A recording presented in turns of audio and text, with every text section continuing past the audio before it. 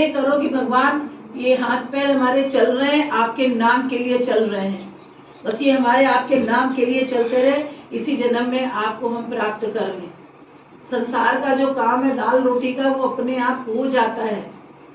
प्रेम प्यार अगर बना रहेगा घर परिवार में तो हो जाता है, नहीं बना है तो वो भी कर्मों का लेखा जोखा है, लेनी देनी। कर्मा कैसे काटोगे?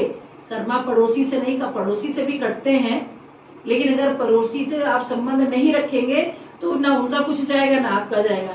जो मेन आपके काज है वो आपके घर के अंदर है, वो जो रिश्ते हैं, उन्हीं रिश्तों में सबसे ज्यादा जो नियरेस्ट रिश्ता है वो माँ बाप, बेटा बेटी, पति पत्नी, भाई बहन, ये नियरेस्ट रिश्ता है। इसी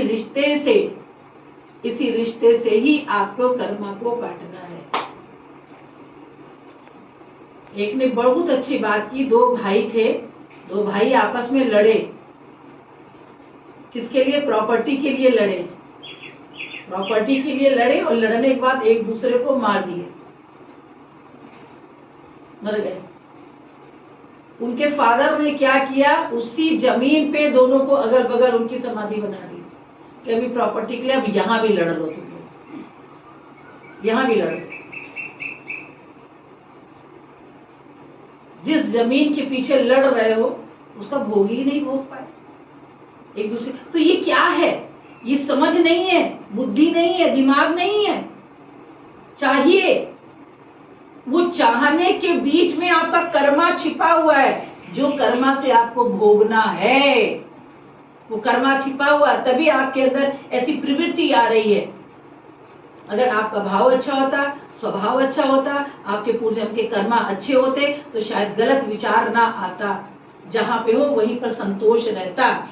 ठीक है, जितना है उतना तो हम बेपर ले, उतना तो इस्तेमाल कर ले, लेकिन वो जब इंसान में नहीं रहता है, वो आगे जब बढ़ता है तो बस इसका मतलब ये समझ लो कि उसको ये भी नहीं चाहिए। वो कर्मा काटने आए एक दूसरे से, लड़ाई झगड़ा करके, मार पिटाई करके, कर्मा खत्म करके अपने अपने रास्ते चलते हुए। एकदम फैक्ट है, इस बात को समझ लीजिए आप। और जिसको ये है, किसी के अंदर मन कहता हमें चाहिए, कहता सब दे दो इसको, उसको संतोष रहता है। जब उसको संतोष रहता है, उसका साथ भगवान देते हैं। फिर उसके मन में ऐसी बातें कर देते हैं, कुछ ऐसे विचार कर देते, कोई परिस्थितियां ऐसी आ जाती हैं कि वो कहता है यार सारा जीवन लड़े अपने भाई से, भाई ने तुम्हें सब कुछ दे दिया, तो वो कह देता है क्यों? क्योंकि किसी का हक मारना सबसे बड़ा पाप है। भाई भाई अगर एक दूसरे का हक मारे तो ये पाप है, क्योंकि दोनों एक आए हो, उसी माँ बाप के ने जन्म दिया है तुम्हें, तो दोनों का अधिकार है। अब आप ये सोचिए, जो इसीलिए इंसान लड़ता नहीं है।